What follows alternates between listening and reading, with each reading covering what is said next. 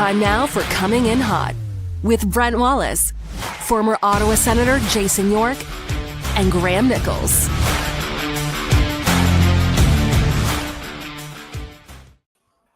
Happy Ottawa Senator game day, everybody. Brent Wallace alongside Graham Nichols. Jason York, I'm assuming, is hooking up the shed Wi-Fi as we speak. Will join us shortly in the show, or a little later, maybe. Nice to see you, Graham, as we get set to take on the Flyers today. It's been a minute. How's it going?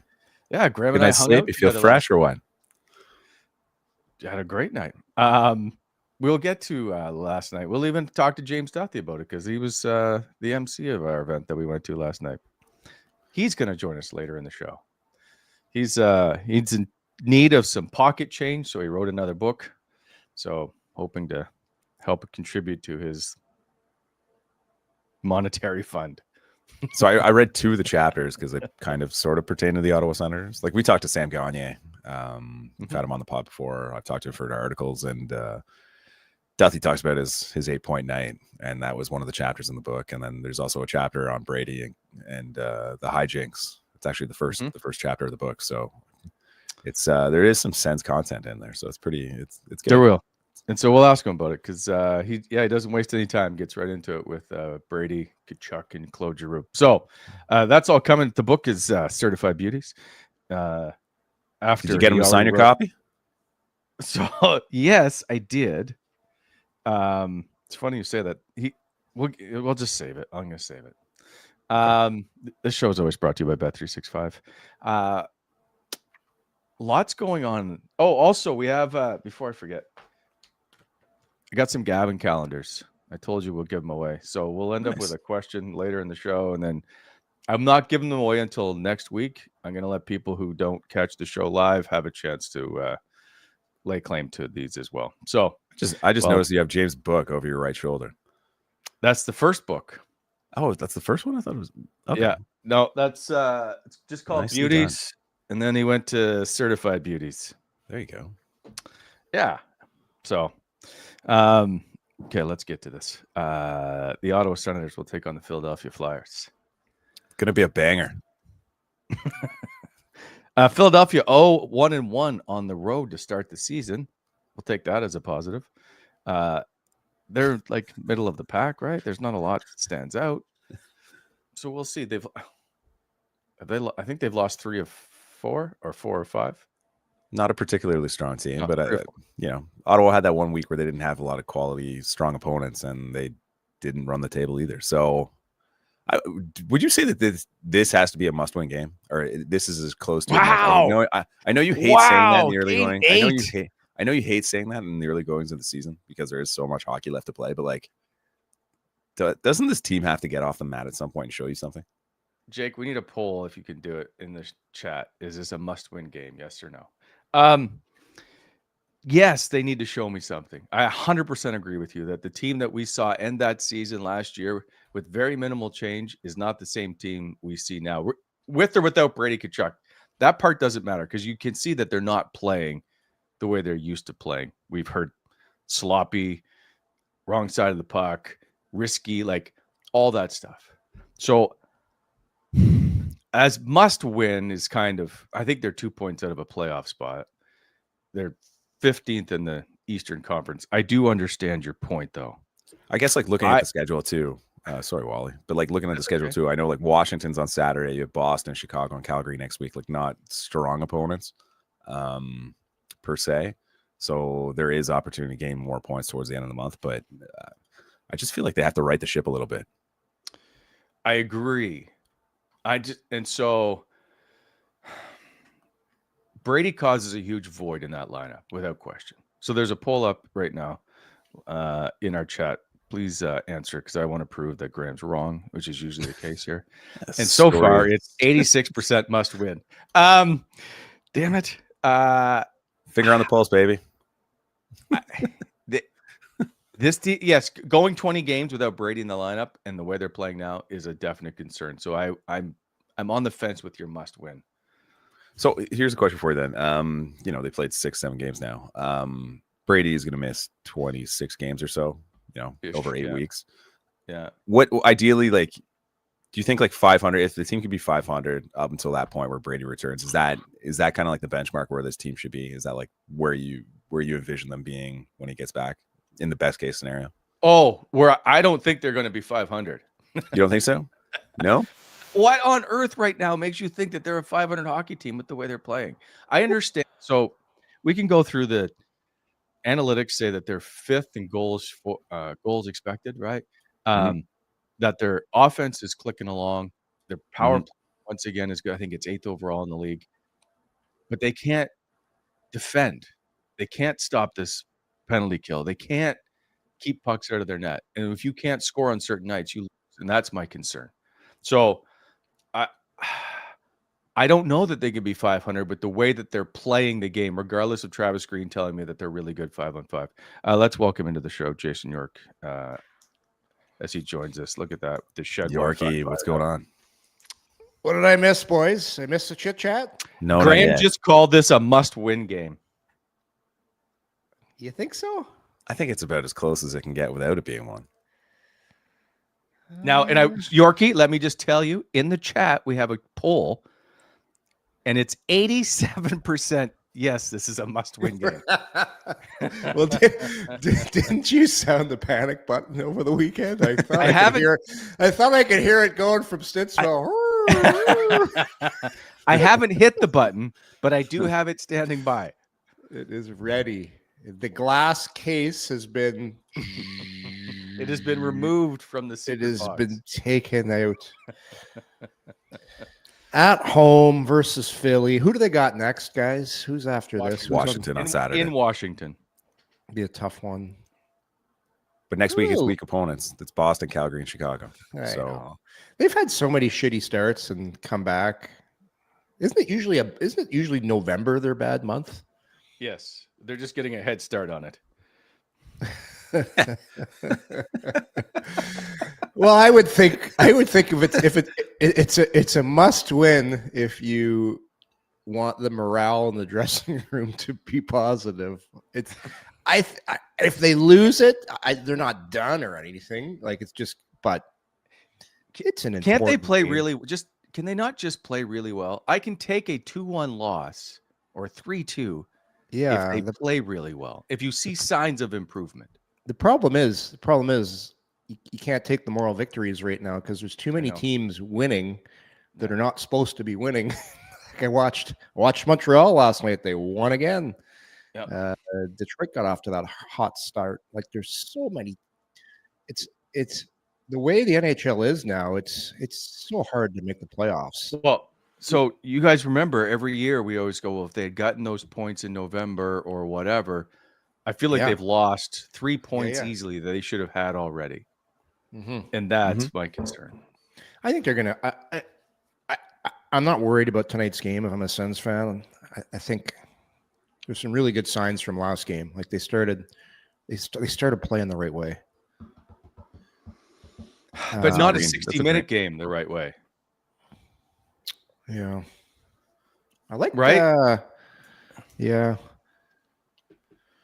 But it's not for me. It's not a must win. It's not a must win. If I'm a player, I'll be pissed off again if we lose. but it's too early for must wins. All right. Nice to see you, Yorkie. Glad you could join us. James Duthie's going to join us shortly. We'll get in on his little book. Everything okay? Okay, just checking. Because I'm flying so much lately. I know about you guys, but when I fly, I get all puffy. I get puffy like a blowfish. Puff Daddy on the show, and I get very dry lips. So I had to. I've got a shopping list today before I head to. I got to go to Winnipeg. Got to get lip balm, and you can't get the crappy stuff, Wally. You got to splurge. I use a Nivea one. You have lip balm, like just off camera? Well, it's my desk drawer. I have everything. I've got a golf ball. You pull that out like it was just like you knew this was happening. Yeah. Well, you don't ever want to have dry lips. It hurts. You've got to get. No, that stuff's shit, Wally. That stuff's shit. You got to get the good stuff. You got to go into the cosmetics department and get La Roche. It's called La Roche. This stuff's. Oh yeah, that's the high stuff. If you have the chappest of chappest lips, you put this stuff on, and it like immediately makes your lips feel better. Okay. All right. So I hydrated don't know puffy. why I even entertain this. So I got a question for you guys. Is it hockey? No, absolutely not. Okay. So like go on. you're a professional hockey player while you're Yeah. a broadcaster, like change management, huge thing, right? Like, Listen, I'm not a pro hockey player anymore. I'm a pod. no, but like creature, Talk like, show host. like when Hey, you listen, when you played, tell you- were you go ahead? I went to a really nice restaurant the other night. Went to Maddie. The chef came out. The chef from the kitchen came out and delivered my food to me, just me, and said, "Aha! You didn't order a burnt steak for Wally, and I can see that."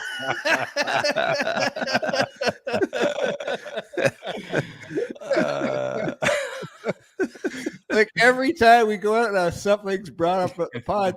Last time, the chef comes out and he was carving Wally about eating. The chef at Maddie was carving Wally about having burnt steak as the whole table just burst out laughing. Okay, That's unreal. go That's ahead. unreal. I had to get that in. But Yorkie, when you played, were you like a creature habit? Like you didn't like you had your routine. You didn't like any deviations, break from routine. Things change, and you're like, I don't like that. Fuck no! I had a riot in the dressing room. I'd try and get guys off their routines. He's locker room guy. But the only thing I would do, like I wasn't really, because for me, I would feel this is what's every day. This is the thing why you have inconsistent games. Like some days you get to the rink and you feel like garbage. You go out for warm up and you're like, "What's up with my legs? Why are my legs bad? Shit! I got to get going. I got to get going." So I would be changing stuff. So sometimes I'd go take a cold shower. Sometimes I would do a little bit more with my warm up. The only thing I did religiously, and this is weird, is I put one shin pad on. I always put the left shin pad on first because in my warped mind, I was convinced that this was the reason why I hadn't hurt my knee. Does that make any sense? Does that make any sense? No. Because guys feel if they do certain things, it's because they play good or because they don't get hurt or because my rationale was I was putting my left shin pad on first my entire career. And because of that, I never had a major knee injury until Boston, my last year. That's how guys think. Guys, that's why guys have to go on last for warm up. Guys have to do this. And I did a little ritual before every game. I would because I'd always feel groggy before a game. I'd feel brutal. So I'd take the water and I just all over the face, all over the back. I do that before every game, but that was more like it was like an alarm clock to wake me up before the game. Sorry, go ahead. Change management. Okay, I got one question before that with the room stuff. There used to be a horseshoe above the door of the dressing room on the way out. Yes. Did many guys, or did you ever? Was it religious to touch the horseshoe on the way out? For some guys, like not for me because I don't even remember. Like for me, it was just all about getting myself ready to feel the way I needed to before a game. Like sometimes I'd take a couple Sudafeds, sometimes I'd drink a coffee. It was all about getting to a certain every time I start talking, somebody sends a message to the show. What was pregame thing? Sorry, York. What's your pregame thing now? Do you connect to the shed Wi-Fi and yell? The pregame for the show is I get my beautiful coming in hot mug and I fill it with a double coffee, and then I get a couple chocolates for an afternoon show. Morning show, no chocolates. So, do you use celebrations in the morning? No, I can't. I don't. I'm just a peanut butter toast and Greek yogurt guy in the morning. But yeah, like I that was pretty well it for me. Like as far as your question, Graham, with routines, I just wanted to make myself get to a level of that I needed to feel before a game. And some guys are different. Like Chris Neal, for example, you guys know this. When he was playing, you'd go into the locker room and every pregame skate, he'd pull his laces out and fling them out like that. And he got a brand new set of laces every single game. Alexei Yashin sat beside me in the dressing room when he had this Gatorade cup he'd put on the end of his stick. Every single game, he had this Gatorade cup sitting on the end of his stick. I'm like, why are you doing that? He goes, I don't know. It's just good luck. And like Paul Kariya used to put like this little mat in front of his stall and sit there, and he had to put one foot down first, then the other foot down first, and he would like, it's like he was meditating in his stall, and he wouldn't talk. Ron Tugnutt wouldn't talk by the time he got to the rink, Graham. It was crazy. He wouldn't talk. By the time he arrived at the rink, he would not speak. So the exhibition, Wade Redden and I are like waving at him, jumping up and down. Like it wasn't a regular season game. Could you crack him? When you're doing stuff like that, would it crack him? We couldn't crack him. We couldn't crack him. I told you this before, Wally, about Kariya. Kariya used to go stretch in this room by himself. I called it his meditation room. He'd go in there, get into a cross-legged position. And I used to go in there and stretch with him, and just stare at him. and then I think in the summer, he's like, "Why are you coming in there to bug me all the time?" I'm like, "Hey, I love this quiet room. It's getting me ready too for the game. Like this is good stuff." But there was like included. I want a part of that. But and there was other guys. Like I played with some guys that they were taking like ripped fuel, Sudafeds. All kinds of stimulants because they're trying to get themselves ready to play. But that's a vicious cycle though, because in after games, the guys are taking Ambiens, guys are taking sleeping pills. It's like up and down, and that's when you hear the stories of guys that had some issues after they were done playing. Worst sleepers ever, like pro athletes, especially for you guys, terrible, NBA, because you travel in late. You know what's funny? You know what's funny? What I never had a problem sleeping. I could sleep anywhere. But you're right. It's pro athletes, man. They do not sleep well. So change management is the reason why I'm asking. A couple fire halls just installed bidets, and I've got guys at work who swear by the fact that they will not use them. Refuse to use them. They've never used one. Will not use them. You got a bidet in a fire hall. Yeah, I didn't. A couple of them do. It's new. So the fire alarm rings. Fireman's taking a crap, and he's like, "Hold on a sec. I gotta get the bidet part of this done before I go down the pole." Yeah, but like you played in Europe, like I'm assuming you're pro bidet. I've never used. Last time I saw a bidet, I was at one of my friends' houses in high school. And I think my buddy's parents, they were well off, and they lived in country place, and they had like an old ceramic bidet, and I'm like, "What is that?" And he's like, "I don't know. I think it's called a bidet or something. My parents washed their butt with it." I'm like, "Oh." You could have come later to the show, actually. But that's basically what a bidet is, right? Yes, it is. Yeah. Wally, have you ever used a bidet? I don't think so.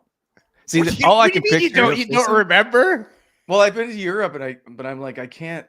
It doesn't ring a bell, and I'm like, but I would be shocked that I didn't try. You saw one in Europe when you were in Rome. When in Rome, Wally? Russia, yeah, I think. Anyway, Russia doesn't have bidets. There's no chance. Absolutely.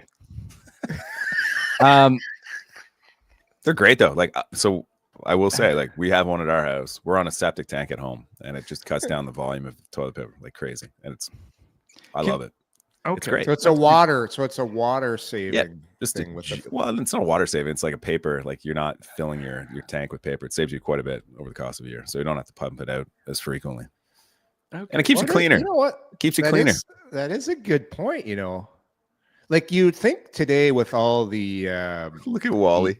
You would think today with all the people getting the solar panels on their roofs and getting the water things for their homes and getting all this, you think the bidet might be the most energy efficient tool out there. And it makes you cleaner. It makes you cleaner. Less waste in landfills. Wally, if you're outside, you're picking up Gertie's business. If you accidentally got some on you, how would you clean your hands? I'd wash it with soap. With water? You put water on it? Yeah. Yeah, I would. You wouldn't take like bleach paper and just go? No. Right to the soap and water. Yeah. Right to the soap and water. Keeps you cleaner. I'm All right. same. Moving on. let's just break this up as we get. I'm just trying to check on Duthie here. Okay. I'm just even going to get right to the ads. This show brought to you by Shoeless Joe's. Today's Thursday, Yorkie. Do you know what Thursdays are at Shoeless Joe's? Oh, I would say Thursdays is half price wine, $10 flat. Somebody just found the script. And it's actually the perfect night for date night, Wally. Thursdays. It is. You can take the missus there tonight. I'm gonna be gone this evening. That's why we went out for dinner the other night. Kempville and in Orleans, Shoeless Joe's. They don't forget $9 buds when the Canadian team is playing in action. No, and don't forget that is a place to go if you want to watch the Jays World Series. And of course, Sens games. Always a great place to hang out. Even if Jason York's favorite jersey still hangs from the rafters there of the Alex DeBrincat Ottawa Senator jersey. Shoeless Joe's. Great times. Good people. Go see them. All right. Just in time. I'm just going to double check before we bring him on.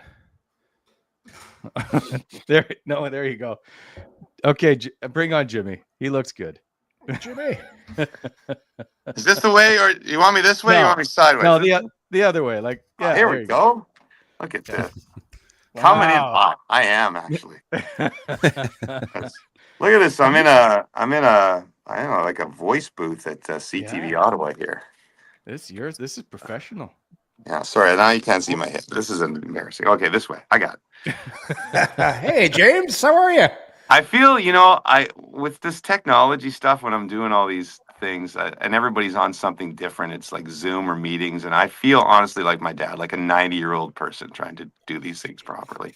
I don't look at the right thing. I never know where to look on my phone. It's so embarrassing.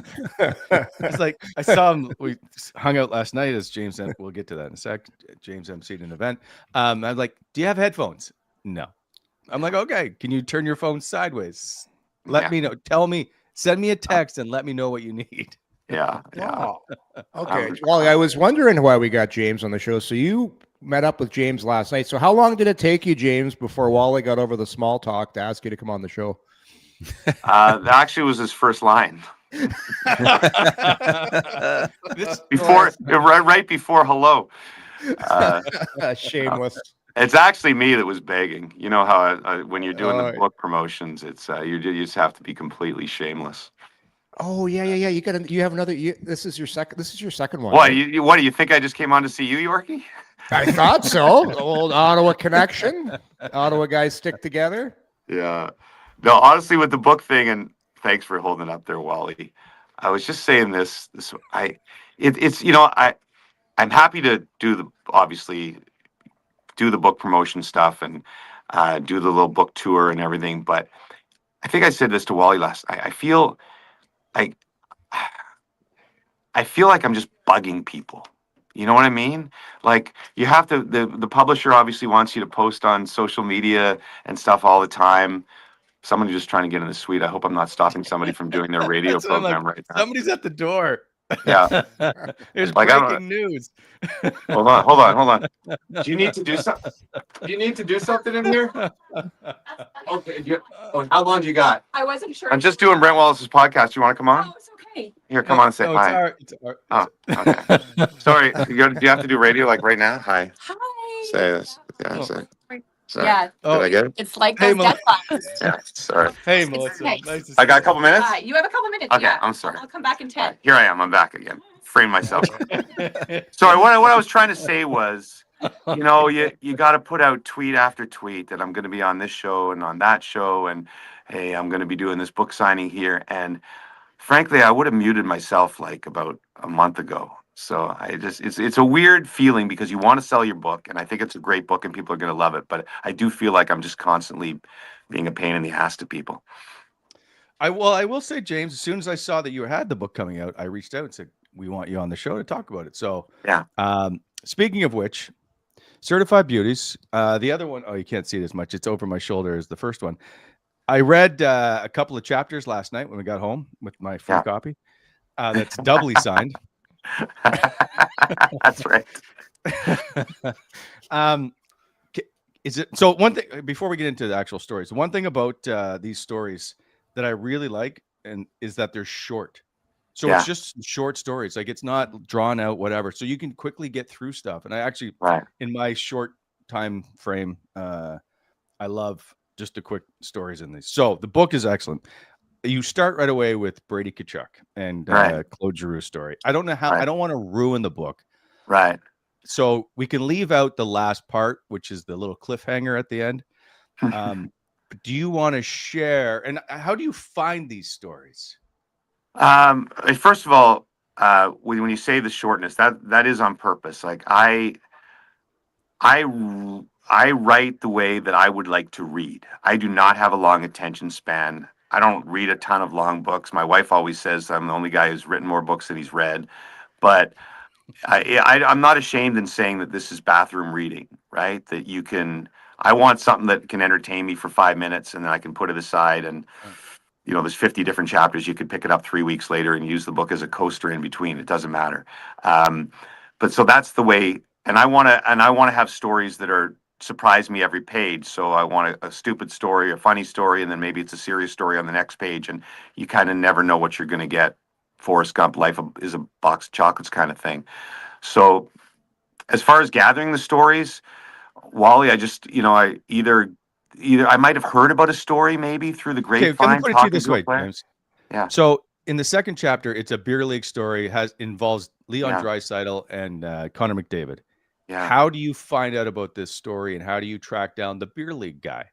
Well, the beer league guy in this story is my daughter's boyfriend. So,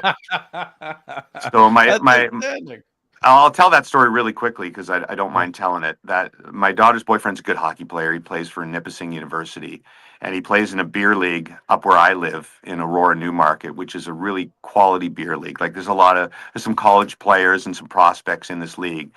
And McDavid has a bunch of his buddies have a team, and once in a while, every couple of years, he'll show up to a game. And so they made the quarterfinals, Luke's team, this year.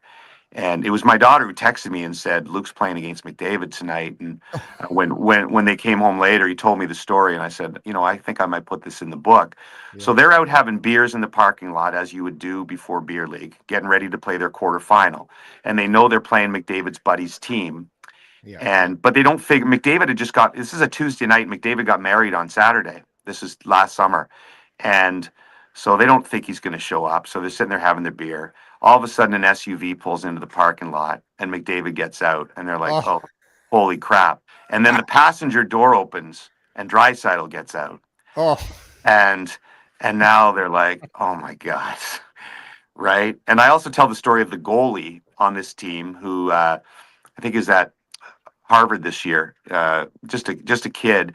And he wasn't, it was one of those nights where he wasn't even supposed to play. They had two goalies. It's a beer league. And he was on the ice for 3 hours at another rink and had just gotten off. And the goalie didn't show up as typical beer league fashion. And so they called Ben and they're like, hey, Ben, you got to come over. We don't have a goalie. Oh, yeah. And we're playing McDavid and Draisaitl. So good. And so it tells the story of, for a guy like Luke, who's probably not going to play pro, maybe he will, maybe he won't at some level. But that's probably going to be the highlight of his hockey life. My daughter has a photo credit in the book because the picture in the book from that story is Luke taking a face-off against Draisaitl with McDavid on the wing, and they're wearing their Oilers gear, right, except for the jersey. Yeah. And so this is the coolest experience of the kid's life. So, and thanks for bringing that one up because, like I said, that's the kind of mix I want in the book. It's not just NHL stories; it can be. The hockey stories come from anywhere. And quickly to answer your question about where you get them, I'll interview a guy. I interviewed Kevin Bieksa a couple of years ago. He told me an amazing story about being terribly hungover when he got the biggest break of his career. So I finished interviewing Kevin, and he's like, who you got to talk to? You got to talk to Darcy Hordichuk, and you got to talk to Zenon Konopka. And then Zenon Konopka tells me you got to talk to, and it's kind of this game. I'm sure if I talked to you, York, you'd be the same thing. You would say you got to talk to this guy or that guy, and that's how you end up getting this sort of chain of people that end up in your book. Yeah. You need the Russian gas. James, you've got me like on the hook here. What happened to the goalie from Harvard? Did he have a good game? Well, like I said, I don't like to give it all away, but I don't mind in this case. We're all friends here. So Nobody watches. And there's a lot more details in the story, so I'm not saying don't buy the book because I'm going to give away the story. But the crazy thing is, besides McDavid and Draisaitl, like McDavid's buddies were good hockey players, but not great. Yeah. And Luke's team is they had a few like Denver Barkey was on his team, prospect. A kid who plays Lombardi, who's a prospect with Detroit. So they had some good players. And so when McDavid and Draisaitl were on the ice, they were scoring. Poor Ben, the goalie, tells the story of the first shift. Draisaitl takes a slap shot that goes off the crossbar and hits the roof of the rink. And Ben said it's like by far the hardest shot he'd ever faced in his life. And 10 seconds later, McDavid comes down on the breakaway and goes, shelf. And he's like, oh my God, I'm going to give up 50 goals and be embarrassed. But what ends up happening in the game, I think McDavid and Draisaitl score 5 goals each. But when they're off, the other guys aren't that good. And so Luke's team, Luke and Ben's team keeps pace. It ends up going to 12-12, 3-on-3 overtime. Oh my God. And McDavid and Draisaitl come in on a 2-on-1. The puck bobbles, bad ice. The Lombardi kid takes it the other way and scores, and Luke's team wins 13-12 in overtime. And the funny thing about beer league is, there's an unwritten rule of beer league, especially in a quality beer league like this. You don't really supposed to celebrate, right? Like you just skate off and tap the goalie. But Luke said it was full off the bench as if they'd won the Stanley Cup, right? So I'd be riding my stick down the middle of the ice. Absolutely. Yeah, exactly. That's great. That's a great story. Okay, quickly, do you want to say anything about the Brady Tkachuk story? Yeah, I don't mind. I gave a lot of it away, not to do more shameless self-promotion, but I had one of my great producers at TSN do a trailer. I thought it would be cool to do a trailer for the book, like a movie trailer, because I had all this great sound recorded. And so part of this, if you look on my Instagram or my Twitter, I sent it out yesterday, and it sort of gives away what I'm talking about. But Brady walks into the room one day for a practice, and this is a few years ago, and they're playing St. Louis on the weekend in I think an afternoon game the next day, and all his sticks are taped together with like 10 rolls of tape, your typical dressing room prank. Clear tape. And he says basically in his head, effing Giroux. It has to be Giroux. Because I don't know the inner workings of this room, but I guess they go back and forth at each other a lot. So he says, I got to get even. So he goes into the room, I guess grabs a saw. I don't know, Yorkie, what's exactly in the rooms there that they cut their sticks with. And again, I did not. I did not know this, but you may. There's a point on the shaft of a stick where if you hacksaw into it a couple of millimeters or centimeter, that it will essentially ruin the stick, and as soon as it touches a puck or whatever, it'll snap. Yeah. So Brady cuts, I think three or four of Giroux's sticks because they're about to go for practice. Giroux's a bit of a hothead. He figures he'll snap 3 sticks in a row and Giroux will lose his mind and everybody will laugh, right? Great little prank. Yeah. Brady gets sidetracked. I don't know, gets called in with the coach, gets busy, kind of forgets. And Giroux apparently grabs another stick that he uses for all of practice, so nothing happens. And Brady, being a busy captain of an NHL team, completely forgets. So the next day they're playing the Blues, and 2 of Giroux's sticks snap, on a power play within 30 seconds. And there's video of this online, like it's on the broadcast. Jamie McLennan and Cord Miller is like, whoa, but Giroux's got some bad sticks there. And I think when the second stick snaps, well, Brady hadn't clued in, but I guess Giroux comes to the bench and starts yelling at Braden Shen, who's on the Blues, thinking for some reason maybe Shen messed with his sticks because they're buddies. And when he says, you did something to my sticks, all of a sudden the light bulb goes off in Brady's head. And he's like, oh my God, he's using these sticks in a game that I cut. I won't tell you the rest. Because there's several more elements, but that's essentially the story. And when Brady told me that story, I remember thinking, this is exactly why I wrote this book. Just so that you could share stories like this that he would never otherwise tell. And I give him so much credit for trusting me with the story. I mean, it could have been. Look, I'm sure he would have never told me the story if they lost. They end up winning the game. I'll tell you that much, like 7-1 or whatever. And Brady plays guilty like nobody has ever played guilty before in that game.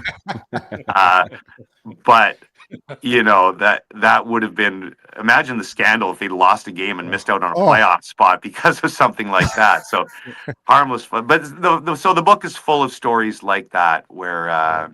Not just all pranks, obviously. There's some serious stuff in there as well, but things like that you guys tell over beers. Yeah, it's really great. Good. So good. Quickly, how much fun? I don't know if Melissa's just staring in the window. Yeah, of the she's room. probably looking in, so I probably got to go shortly here. So, how much fun did you have last night with Brian Dawkins? Oh, super fun. I didn't know. I followed Brian his whole career, but didn't know really much about him. If you watch Brian Dawkins, for anyone listening who's not a fan, he was like one of the greatest safeties of all time for the Eagles, but he's like crazy. Like look up a Brian Dawkins YouTube video. The way he ran out of the tunnel was like a man possessed. Like he did this bear crawl thing which he didn't even do on purpose. He was just like, if the most madman, chaotic, psyched up for a game ever, and he would just destroy people, right? He was Ronnie Lott after Ronnie Lott. But when you meet him, he's this mild-mannered guy, and he went through a lot in his life. He was, in his rookie year, when he was blowing up as a player, he was suicidal and was seriously considering committing suicide. So it was fascinating to talk to him and see both sides of a guy who tormented me as a Niners fan my entire career. You did a hell of a job. Yeah, hell of a job. job. Phenomenal job last night. Thank you. He tried to have Jacques Climie taken out at the knees, which I thought was a little questionable. I really wanted that to happen. Like I really wanted that moment where Dawkins just like got into his old self and lost control and just like broke 3 of Jacques' ribs. That would have been one of the highlights of my career, but I failed it. James, nice to see you as always. Good luck with the book. Thanks, boys, and thanks so much for having me on. Sorry about all the distractions in here. No, well, you sound better than most guests we've ever had, so I appreciate it. Okay, Yeah.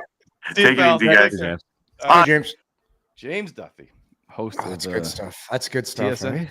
Right? Those pranks are so good. It just brings. There's back a so ton many- of good stuff in that book. That's gonna be like, I feel like, so there's like a foreword in the book where he talks about how he wrote the first book, and now it's just everyone's starting to come up to him saying, "Hey, I have a story for you." It's gonna be like, I feel like this is gonna be like a recurring, yes, because I just thought thing. Like you could write a new book every couple of years. The Russian gas. Got to do a story about the Russian gas. God, yeah. No, there's so Right? you could, yeah. It's and James is bang on. You talk to one guy, yeah, you got to phone this guy, then you'll get even. Then it just keeps going and snowballing. Could be a book about Chris Neal. Yeah. There's Andreas Johansson. Were you on when we had him on, Graham, that day? No, I was. Oh my God! So I interviewed him for that story like around the same time that you guys had him on. And he was unbelievable. Just He's so good. He's coaching right now. He's coaching right now in the Swedish second division, and he'll just send me texts out of the blue, and I'll just one of those guys. He'll send you a text, and you'll just start laughing right away, and you take you back to times. It's always a funny story, but he played with some real characters. Like one of the best teams with the best stories is back in those Pittsburgh days when they had those teams with Lemieux was gone, and it was like Jagger, Nedved, Marty Straka. It was like Herdina there. Jan Herdina. Like that team was one of the biggest country clubs in the NHL, and they tried to bring Kevin Constantine in to straighten and it just nothing worked. There's some great stories. Wally and I told a few of them on the pod when we had Andreas on, but there's more. Like Wally, we were just scratching the surface there with AJ. Yeah, we got to have him on again. All right, let's move on. We got to get through some stuff here. Okay, so Yorkie, take care of BEI. We're going to show you my parlay today. I think I may have gotten it right today. And then we're going to get into some of the stuff about, Jordan Spence, the penalty kill. Anyway, let's keep going. Yeah. BEI, the heavy civil general contractor. Give them a call for equipment rentals, aggregate, topsoil, custom crushing and screening, as well as hot mix paving. So when you're planning your next project, please consider BEI for all your aggregate supply needs. Give them a call at 613-432-1120 or online at monishirexcavating.com. BEI is helping to shape the Ottawa Valley. And of course, by Bet365, our proud presenting sponsor. It's never ordinary at Bet365. Download the app, get in on the action. Must be 19 or older. Ontario only. Please play responsibly. If you or someone who has a gambling problem, visit connectsontario.ca. Okay, you wanted shots on goal, Yorkie. So I gave you one of the Brent's bets today. Dylan Cousins, 3 shots on goal. Mm-hmm. This Drew might to be score. Drew to score. Sanderson for a point. Look at the payday on that, Wally. 10 buckaroos get you 192. I like how you're like a bargain bin shopper. You're always looking for the biggest on sale item. And this week it's shots on goal plus a couple Giroux and Sanderson point. I like it, man. I like it. It's got Drew to score is a tough one. No, it's why? He's got to score. He's on a power play. He's out there. He's good for the empty netters. Like he's very good at getting empty net goals. Playing his old team. He's right. always want to put your best foot forward. I tugged on the heartstrings a little. So if Cousins gets 3 shots, that it's not +3, it's just 3 or more. He right? just needs 3. Yeah. He just needs 3. Yeah. You know what I just did the other night? Because I had some money left over from an old Super Bowl bet. Is it $50 by chance? No, I actually bet 100 for Vegas to win the cup. I think waiting. They are so good. They're so good. I'll see you at the rink next week, though. I'm coming down for the Calgary skate, so I'll give it to you then. Okay. I'll hold out hope. There has been. I just wanted to look up. I can't do it right now. There's a lot of talk, gentlemen, about Jordan Spence and Nick Matten-Palo. Yeah. Talked to Jordan Spence yesterday. Oh, you did? Yeah. So Graham, you start with that before I get into the question. So optional skate, obviously, which I have to say, people were losing their collective minds on Twitter because yesterday's skate was an optional. It's like the team's not playing well. It's an optional. What the hell is happening with this team? Mm-hmm. And it's just, I don't know. It's one of those weird things where everybody's just really upset about it for no reason. But Spence was one of the guys on the ice yesterday. Clevin was out as well. Curtis McDermott. I'm trying to think. Both goalies were out. I'm missing one player. There's 5 guys, but it doesn't matter. Anyway, Spence was out. So because or something. No, he wasn't there either. Okay. He wasn't there, which I thought was weird. But Spence was one of the guys out, and I'm like, oh, perfect, because obviously the Islanders game happened. Andersley, obviously, the game-winning goal, out muscles him for the puck, goes to score a big goal for them. They win. Spence is out of the lineup for Tuesday night's game. So like this is a great opportunity to talk to a player who had a really critical mistake at a big time. He's trying to integrate to the team and everything else. So you talk to him, and he was great. Like he talked for 10 minutes, about 10 minutes, 8 to 10 minutes. And he was so contrite, and you could tell that mistake bothered him so much. Oh yeah. And it was eating away at him. And, you talk to him, it's like, well, like, he's like, it was a big mistake at that moment. I'm like, yeah, but like, you guys win or lose as a team. So like, our guys picking you up, it's a coaching staff picking you up at that point. And he was, he was very appreciative of the outpouring of support from the guys in that room for him. But you can tell like that moment has bothered him so much over the past couple of days. And it's just, like I'm empathetic. I'm an empathetic person, just like kind of seeing like the questions that we had to ask, like it was myself and Julie McKenzie, and like you could tell like he doesn't want to answer those questions, but he did, and he took the time, and it was unbelievable. I'm gonna hopefully write that story today, but man, like my heart goes out to that guy because all right, hold on. Does he think he's out of the lineup because he made a mistake? I don't think it matters. Like personally, like yes, it does. Well, I think it didn't help. If he do you think he got scratched because he made that mistake? No, exclusively no, probably not. But like we've talked about this. We've talked about this before, right? I know this is why we had a great debate in the car yesterday. Why is it that if Travis Green makes a decision to put in a different player, that he thinks he's sending like some punitive message as opposed to, I just want to ice the best lineup I can to win this game? All Travis Green's entire record is wins and losses. That's how he's judged as a coach. So Right, he's but not then trying to send I a think message. people- And we're spending some- all this time on the 6th and 7th D guy. No, that's but I what- think like to your point though, to your what point we though, do. like, people will hear you say that, Wally, and be like, well, why the hell was Travis Hamonic playing top 4 minutes last year for like Oh, 3 back quarters They of the didn't time? have it back to because they didn't have an Hamonic. answer. No, They but didn't like, have an answer. Sure you did. Yeah. Sure you did. You could have played Matt and Paolo up the lineup. You could have done several other No, you things. And like, Not if no, so- if they really didn't think that Nick Matt and Paolo could play those minutes, Yeah. or I should conversely say, if they thought he could, there's nobody in the league that doesn't want to win the game. Yeah, No. yeah. and I think to your point, like you raised a great point, like in the car on the drive over to the event last night, and it's like I think like Travis Green, I think you're right. Like it is a matchup thing. I don't think it's exclusively Jordan Spence screwed up, so that's why he's out of the lineup. I think like they like Matt and Paolo's speed, they like his skating ability and physicality, and he's big. And I think like those qualities are things that they want to integrate in the lineup more consistently because like Ottawa's top 4, not a very physical group when they're defending. So like adding that element brings a different dynamic that they wouldn't have. Whereas if Spence was in the lineup, but I think like the question for me is, you know, if you're going to hold players accountable for mistakes and stuff, which I'm sure contributed to that decision, disagree with Spence being out of the lineup, why are we not having this conversation? And like, I just submitted an article for the Hockey News today where I'm talking about the second pairing. Like Nick Jensen and Thomas Chabot have been awful as a pairing this season, like relatively awful compared to the other 2 pairings on the team. Like and Travis Green, I asked him a question yesterday about that second pairing. It's like, well, their expected goals for percentage was 47% last game. So things are getting better. You know, you're like, No, he said first 6 games they were 47%. He goes, they were better the last game. Yeah, sure, but they're not But, like, great. But they're also not playing top 4 minutes. I think they're playing bottom. Wally, pairing. if Ottawa wins that game, Spence doesn't come out of the lineup. I thought up until if they win that game, he doesn't make that play either. Like, well, because I watched that game pretty closely. Spence was having a very good game up until that moment. It was one critical mistake at one time, but there's a ton of other mistakes made in that game. But this is the situation they're in, and to what Graham's talking about, Chabot and Jensen aren't coming out. You have to make changes, and Spence is just in the position right now. If it's going to make a change, it's going to be him.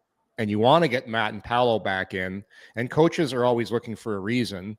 Mm-hmm. And I thought Matt and Paolo played like a guy that's he played very well. Yeah. Yeah. Because he's now has a spark lit under his butt because he's nervous and he's competing to stay in the lineup. And that's what you want, that inner competition to force guys to play with desperation. I thought Matt and Paolo, Jacques Martin used to use this word all the time. You got to play desperate. Mm-hmm. And there's never been this type of competition on the back end for a long time with the Sens. And that probably was Matt and Paolo's best game of the year, I thought, last game. Yeah. He was really good analytically, analytically. There you go. Yeah. So this was essentially the premise of the article that I just submitted. It's like we're having this conversation about Spence versus Matt and Paolo, but I'm thinking maybe it's time to start opening the conversation to should it be Spence over Jensen? So the problem is the problem is next question. Hang on. How about putting Spence in Jensen's spot and give Jensen a night off? Matt and Paolo and Clevin are great together at shutting down players.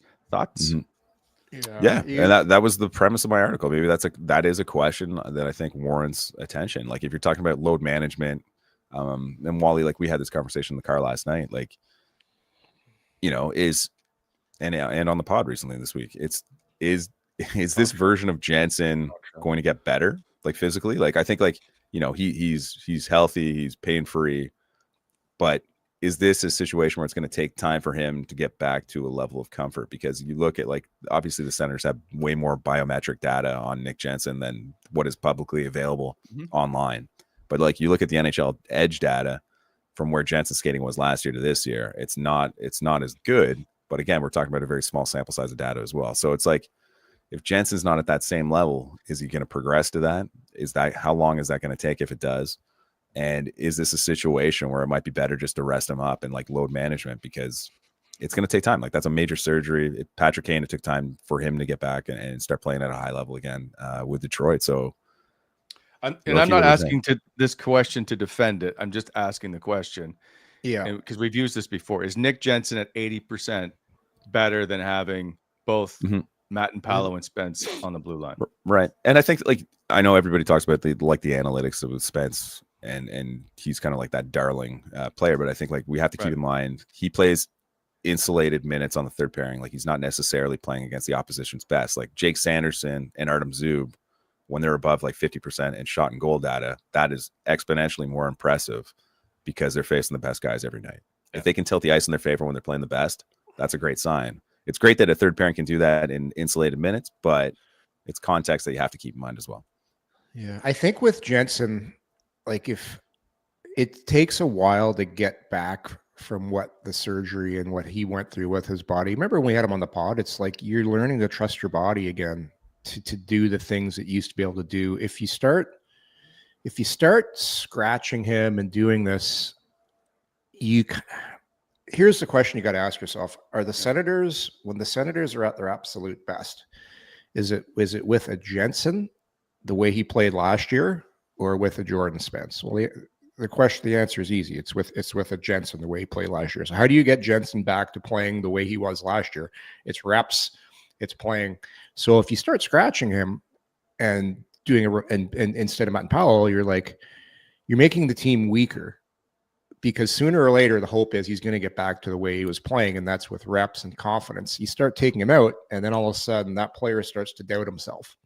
Mm-hmm. And I don't think I want Nick Jensen doubting himself. I just think it's going to take time. There'll come a time and point where after a while it's like, okay, it's been enough time. What's going on? But I think he deserves the benefit of the doubt right now. He's not the reason they're losing games. Like, no, he's not the reason. And I would look at Chabot too. Like Chabot's had moments where he's played last year, but he's not. I find, well, we were talking about this other day, you and I find Chabot has been playing too conservatively. Like when he's at his best, his mind's just free and he's just going for it. I just think with the Sens, they played so well last year, and you get off to a bad start, you start playing not to make mistakes. And Chabot can't lose. They're playing not to lose, and Chabot can't play that way. He just has to skate, go for it, and just play with that clear head. Too many times, this is just my take, I find he's playing not to lose. And it's something as an athlete, Craig Ramsey used to say this, who was one of the best coaches I ever had. He goes, you can't play that way. You just have to go for it all the time. It doesn't mean play reckless, but play with a clear mind. And I did both of them. Like you got one guy that's coming off an injury and the other guy that's he's trying to be a leader. He's trying to win. There's a lot. He understands the pressures of this market and everything. So I think they just need a little more time. But this team is a better team with those two versus a Spencer, Matt, and Powell jumping into that pairing. And I'm okay flipping those guys. If they play 2 games in a row or 3 games in a row, like, yeah. But just look at Matt and Powell, Wally. Look how well Matt and Powell played after being a healthy scratch. He's playing with some fire now. Do you think there come a point where you just look at mixing up the pairings? Like I think like since Travis got here, he's been very not strict, but like he's kept certain pairs together the entire time. He hasn't deviated from those pairings whatsoever. Like, do you think, like, if the struggles continue a little bit, do you think that's something he could potentially look at doing? For sure. I think he'd be very hesitant to separate Zub and Sanderson. Like they just play so well together. So then you're looking at those other players. And like I like Clevin and Matt and Powell together. Like having those two big trees together. I just think it's going to be based on injuries, based on like Spence came out because he made it. Obviously that play in the game had something to do with it. Like if he doesn't make that play, he's not sitting the next game. And I still thought he had a good game, but it is what it is. You get it. Well, if they win, they're not changing the line. If they lose and that play doesn't happen and they still lose, it doesn't have an impact on whether or not I still think they make the decision to replace Jordan Spence in the lineup. If they lose, for sure, yeah, because they're playing Edmonton, who they've got to maybe deal with Leon Draisaitl and Connor McDavid. Yeah, I agree. I know Matt and Powell probably isn't on the ice when they are, but there's a chance they might be, and so it allows you to be able to handle a little bit of. Just saying, like I thought Spence was really good in that game up until that point, like. And then it kind of makes the decision. Then it makes the decision easy for you. because I it's very understand tough. that part. It's very tough as a coach to tell guys they're not playing when they're playing well, or even when they're not playing well. When you got to go to a guy and say you're coming out, like coaches hate doing that. It's a tough conversation because everybody wants to play. So it's easier if you have a reason or a play. I agree with that. To do it. All right, let's move on. Okay, quickly, these calendars. The two of the Gavin calendars. Thank you to the Sens Foundation for at least hooking me up. I did pay full price. I need an easy trivia question because I just want people to have a chance to win these. So the email is cihsens@gmail.com. Just tell me how many points does Claude Giroux need to get to 200 as an Ottawa Senator? Okay. How many points does Claude Giroux need? Okay. Good one. And if he gets it tonight, then you can still enter the contest. That's all. Just send in an email. We'll pick a winner next week, probably on Tuesday's show. Up front, yesterday we heard, Graham and I, that maybe we finally have some honesty from Travis Green that Mr. Zetterlund is not perhaps a top 6 forward. Would you agree with that statement, Graham? Yeah. Well, like his metrics are down. I think, like, heading into this season, I've said this repeatedly on the show. He generates a ton of shot volume, or at least he did last year when he was with the Senators. He was second on the team behind Brady Tkachuk in terms of chances generated, shots generated, and for whatever reason, the puck just wasn't going in for him. This year, that hasn't happened at the same level, and he's slid. He's slid in the depth chart, and I think it's, you look at the play and performance of, like the guys ahead of him on the left side, and like Ridley Gregg's obviously playing center now, but but if there was ever a time you needed Fabian Zetterlund to step up when Brady Tkachuk, for sure. It's now. Yep. And now he finds himself on the fourth line. And Travis Green yesterday said, we need to figure out if he's like a middle third guy. Yep. And I think he is. Like, ultimately, I think he is. But at some point, I think there's a bit of bad luck that goes into his production through the first 30 games that he's been here. But at the same time, I think there's got to be some accountability for his play. And I think, like, especially with this season, I don't think he's doing enough. And Yorkie's touched upon this before. I don't think he's doing enough away from the puck to make himself valuable when he isn't producing. And that's the tick. I think if you look at the guys, like, whether it's David Perron, Ridley Gregg, and Michael Amadio, those other guys who are getting the middle 6 opportunities right now, those guys all do great things away from the puck. Mm-hmm. Yeah. And he doesn't bring those elements to the lineup right now. And I think that's the reason why he's buried on the fourth line.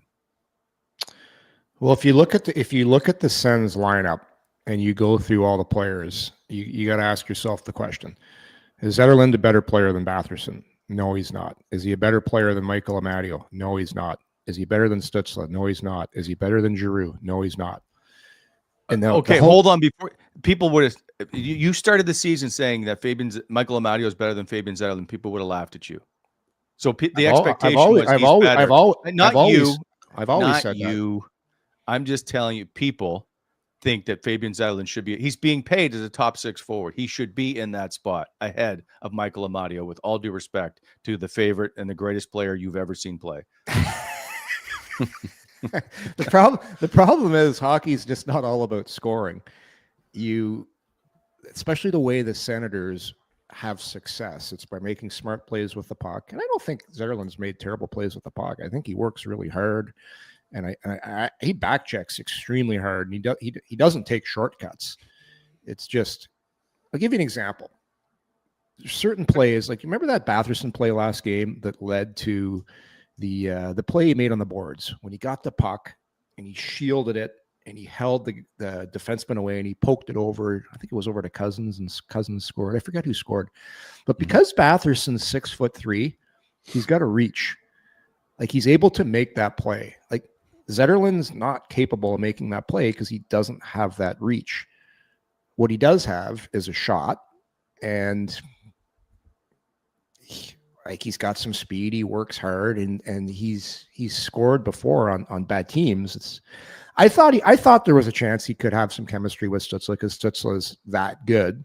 And it looks like Timmy's got off to, like, he's struggled a little bit to start this season off. He's picking it up now.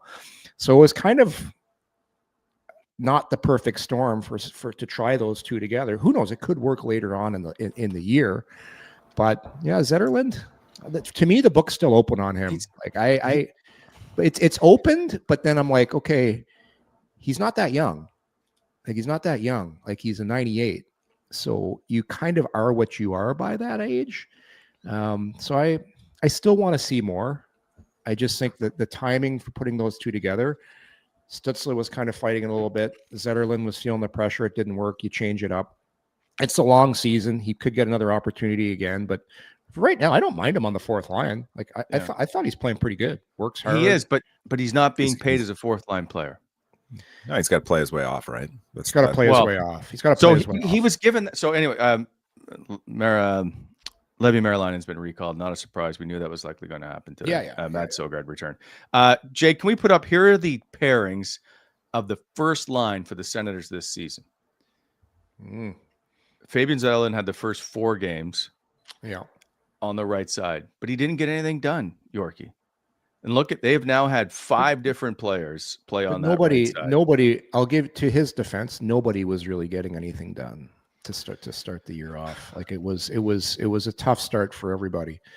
Now things are kind of starting to settle in. You like this one line is showing some chemistry with Stützle, Bassett, and Cousins, but things will change. One thing about Travis Green, things will change in a hurry, and this is what happens with Tkachuk out of the lineup. They're forced now to try and find some consistency in a hurry, and they've been losing. So you got to figure it out in a hurry. So you don't have time to keep Zetterlund there and hope he starts scoring. It just, what do you think? What do you think is going through Steve Staios' mind right now? Because it seems like most of the guys that he's brought in over the past, he's made great moves. He's made great moves. Like he's brought in certain guys and they're just not performing at the level that we've expected when he made those moves originally, right? Like whether it's a Zetterlund, obviously Jensen's going through his injury stuff right now, but like Allmark isn't playing at his high level. Jordan Spence has been a scratch regularly. Like there's just moves where it just hasn't worked out yet a little bit. The Cousins move's a great move. Like looking at like that's a great move. Like that's his big one there. And that one, you're not going to hit them all. I still think that the Jetsons thing is it's an injury, right? What are you going to do? The initial move, though, look what it did. It got them to make the playoffs. It was one of the major reasons why Ottawa made the playoffs last year because of that move. And we all know Chychrun, he wasn't signing here for $8 million. So I still love that move. The Zetterlund one, did they give up a lot? Who knows? Is Ostapchuk going to turn into a player? He might. It's a calculated risk. No GM is going to bat 1,000 on moves. Right now, it looks like a miss with Zetterlund, but it like I said, it's still really early in the year. My book on Zetterlund's still open. I want to see more. It's way too early in the season to write him off, but hey, for the time being, it doesn't look good. I just get tired if we keep saying, "Oh, it's been 10 games, it's been 20 games. Oh, that was last year." Hey, listen. At some point, you got at some point, absolutely. Well, but you don't write him off. You don't write a guy off. How many games they played? David Yorkie, my only point right now, they are missing their top left winger. They need someone to step up, and that should be the number 2 guy. Yeah, and that's not Fabian Zetterlund. The good news is Cousins is kind of stepping up. Like I don't know, Graham. I've been impressed with Cousins so far this year. Rich Cousins, the one-timers, both Cuz, Rich Cuz and Poor Cuz. I like Poor Cuz has been good. Played well. Yeah, great game on Tuesday. Yeah, that's the nice thing about Poor Cuz. Like you can elevate him from time to time. Like he's a great team guy. Well, there's another move. Like that's a good little. Like what's he costing you? 700, 800 league grand. Man. Yep. League min, and for league min, he brings a lot to the table. And he's a great room guy. I don't know. Like, we'll see with Zetterlund. Right now, it doesn't look good, but we'll see how it plays out. One quick note about, sorry, I meant to bring this up about Jensen and Thomas Chabot that was said yesterday from Travis Green, what they needed to do to kind of turn their game around. Play better was the quote.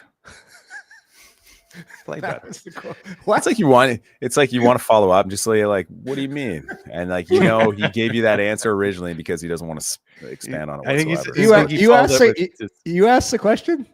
No. Yeah, I was asking. Yeah, I did. Oh, you did. You asked. Oh, Graham's on the shit list. Yeah, play better. I didn't get yelled at. So I was scared shitless yesterday. So like I was coming off shift on Tuesday, and then I probably got maybe 2 hours of sleep on Tuesday night. Show up for practice, the optional. And Travis Green's talking in the middle of one of his answers. He looks directly at me. He's like, "What did he say, Wally?" He was like, Oh, we keeping you up? Yeah, I'm just like, oh my god, I must look terrible.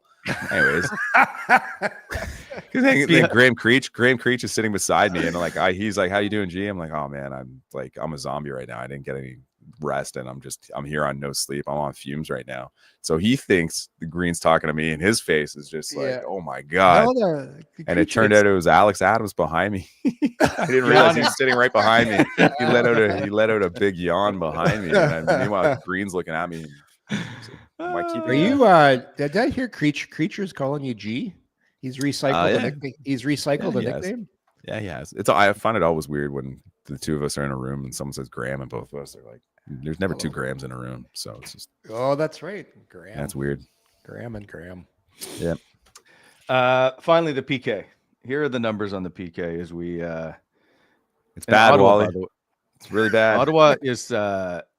Leave this up. It's okay, Jake. Ottawa 32nd, I think, in goals against and save percentage, or 31st in save percentage, and the penalty kill is at the bottom as well. However, they've only allowed 3 power play goals in the last 9 chances, so that's an improvement. Batting 66%. Yep, super good. Okay, did you guys? Super good. Did you guys watch any of that Montreal Calgary game last night? Anybody? No, we were at an event. I saw some of the highlights. I saw like Man. Demidov's. You should see how Montreal kills. They are so aggressive. I don't know what they've their got penalty. speed. They've got quickness in their lineup. No, it doesn't matter. There's lots of speed on all the teams. They just pressure so much. Like they don't give the point at any time. They're on so when they lose a face-off on the PK, and this is a little bit, I don't understand why players do that, because I do understand, because they're so preoccupied with taking away the shooting lane, is when it's won, they kind of go out slowly. Montreal's players sprint to the point. So the guy has no time, and then he moves it, and the next guy's on the next guy, and it's just total chaos. So like Calgary was never able to set up. Like it's just boom, boom. I love that type of kill, because hey, if you're going to get beat, then it's going to have to be a great play, and you'll live with that. But I don't understand why more teams don't kill that way, because it is so tough, because you're expecting to have time and they just won't give you time. Mm-hmm. What is Montreal's PK at? Do you know, Graham? Yeah, it's at 80%. They're like 16th. Yeah, boy, and they try to score shorthanded too. I like that too. I like when teams try and score shorthanded too. Like you get a break, you force, because every team now goes pretty well 4 forwards and a D. Like I think it's a great way to kill.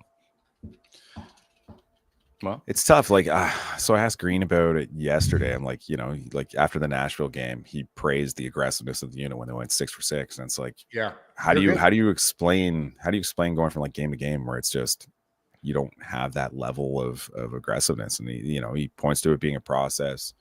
They've had some personnel changes and stuff, but it's a process where they're still learning and stuff, and like that's understandable. But at the same time, like we're still coming up on 100 games of regular season and postseason experience running this system, and it's still not at that level of consistent aggressiveness on a game-to-game basis. And I think that's the frustrating part for fans. You can see the moments where it is effective and it's producing good results or getting kills, but at the same time, it just seems like they keep reverting into this passive system where it's like the opposition works the puck down low, like consistently gets it below the top 3 forward or the top 3 skaters on the Sens PK, and it just creates these odd man chances where it's just it puts the defender in front of the net in a horrendous spot, and you're putting a lot of pressure on Ullmark to make that save, and it's tough.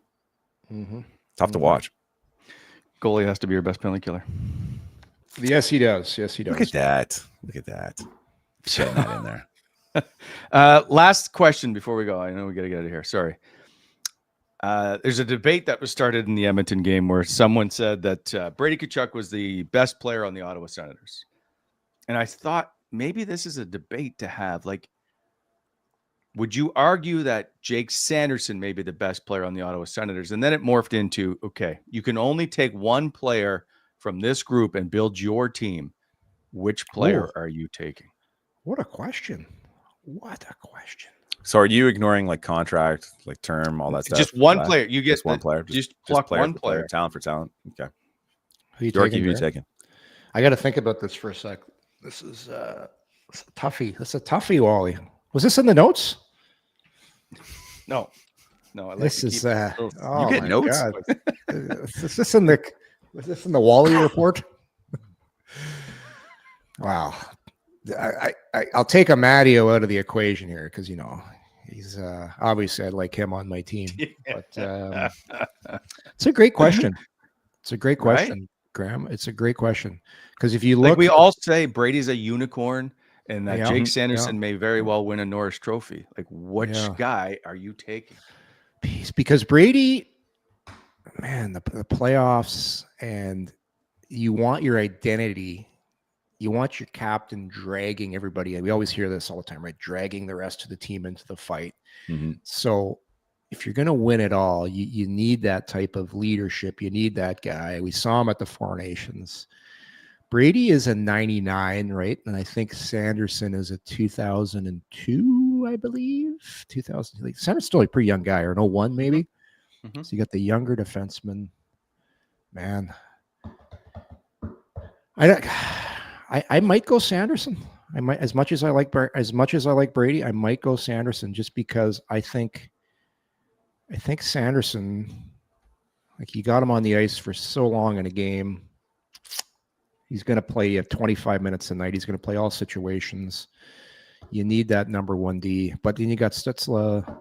Yeah, it's a great question, Wally. Who are you going with? Right. It pains me, but I would take Jake Sanderson because you build from your blue line. All great teams who win cups. I know. But Brady's such a right. So it's almost like there's an asterisk beside that. Yes. Yeah, I know what I'm supposed to do. I know I'm supposed to take a center or a defenseman, especially me, because I love. I was a D, but then you just keep going back to Brady and what you know. Yeah, It's a good poll question. and Please, he fights, it's in the chat. and he fights too, and other teams are afraid of him, and he's screw it, I'm taking Brady. I'm taking Brady just for Quickly, those people, get your votes in if you're in the chat. I just want to say, I think for me, like, if you're looking at, like, I think with Brady, there's just so many intangibles. Like, there's the business component to it. Like, he's such a marketable, likable Sells tickets, player, sells sells tickets. And like, he is a unicorn. Like, nobody has his blend of physicality and skill. Nobody has it. I know, but at the same point, plays a less valuable position. I'm not saying like being a first line left winger isn't important, but like, I think Jake Sanderson plays a premium position. Yeah. Does offense and defense exceptionally well, and Who you getting those taking? guys is incredible. I'm taking Sandy. Okay, here's another reason why I'm taking Brady. Brady, because off the ice is extremely important in the NHL. It's extremely important. You need a tight team. You need the guys to go out. Brady's leading the charge after to have a good time, picking his spots. Like, he's not going to go out the night before a game, but that's super important. Like, Brady's going to have a beer. Brady's going to have a beer, and he's going to enjoy it. He's going to celebrate. this wasn't part of the question. He's a Well, cool it's guy. part of the whole encompassing of why I'm making the decision. I'm going off ice. I'm going physicality. I'm going glue, dressing room guy, captain, leadership, culture, all that stuff. Like, it's I'm going Brady, boys. Okay, so there have been 59 votes. Jake Sanderson has 60 votes. Jake Sanderson now at 60%. Yeah. Brady at What 40. What a question. None for, what about Timmy? Well, we didn't Number have one's- Timmy. There was people that said, "Where's Timmy on this?" But and then someone of course, Eric wants Yan Yannick. and someone had Adam Gaudette. So, I love Sanderson. Sanderson is obviously a fantastic player. Bodies the temple, but I need my guy to. He's got to have some beers. He's got to have some beers. That's fair. I don't argue. I just want on the ice player. You asked me who I'm keeping for the team. You never just ever listen. Yeah, but that's when you're taking a guy that's going to be your franchise player. Is Andrew said Shark Jay. I'll tell you right now. Greener would like a guy like Rourke out there right now, late in the game. You can trust him. Yeah, fair. And Rourke, But it's like men's league hockey, Yorkie. Like you can always find talentless, good beer guys, though. But a talented beer guy is tough to find. They got plenty of those guys in the room. David Perron, by the way, Nick Cousins. There's lots of guys that will start. Thomas Chabot. Have you guys seen how big Brady is? I saw him walking down the street last summer, and he's like a giant. Like I don't think people realize how big he is. He's a large man. When I was interviewing for a one-on-one for the first time last season, like Aaron Campbell from the Sens team took a photo and sent it to me. And, like I wouldn't consider myself a big or small guy. Like I'm like 6 feet, 190. And like in the picture, I look like a kid. I look like a child standing beside next to Aaron Judge. Oh yeah. It's like embarrassing. Like I'm just like, oh man. There's still an intimidation in playoffs of a guy that can run you over like he can. Like when you're a defenseman, you are playing differently when he's on the ice. You're playing differently. And there's very few guys in the league that have that presence now. Very few. Like Tom Wilson. I don't know who else. It's such a small list. Oh, it's very limited. Or like a Sam Ryan. Like there's Florida plays a heavier game, but they're not as intimidating as Brady. Could you imagine Brady on the Florida Panthers? Oh, menace. God, with that group of bullies. Yeah, he'd be a menace. It'd be a complete menace. I'm not picturing my captain on any other team. So no, I know, but I'm just saying, man, but that's the type of guy he is because you don't realize it when he's playing here. Like people talk about it, but think about him somewhere else about how hard he'd be to play against. Nope, not thinking about it. Special thanks to James Duthie for joining us on the show. Don't forget you can pick up the book, Certified Beauties. Sorry, Yorkie, we both got a copy. I didn't think to get you one. Sorry about that. My bad. We'll see you Monday, everybody. I hope you have a great weekend. Who are you guys picking to win tonight's game? Is it that easy? Is anybody picking Philadelphia? I'm going Ottawa. I don't know. It's a weird matchup. Both teams need to win. I'll say Ottawa just so the chat stays out of my mentions. But yeah, I don't know. It should be an interesting 4-1 game for Ottawa. They desperately need Allmark to stand up and just have a complete 60 and start carrying this team because I think when you're as short staffed as Ottawa is just in terms of the injuries and everything else, like you need your goaltender to start getting you points. And that hasn't happened consistently, and that's what I'm looking for. They need him to step up. All right, let's see what happens. Enjoy the game, everybody. Have a great weekend. We'll be back Monday. See you, everybody.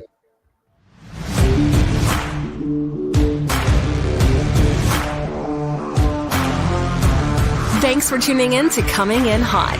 If you enjoyed the show, hit that like button and be sure to subscribe to never miss an episode.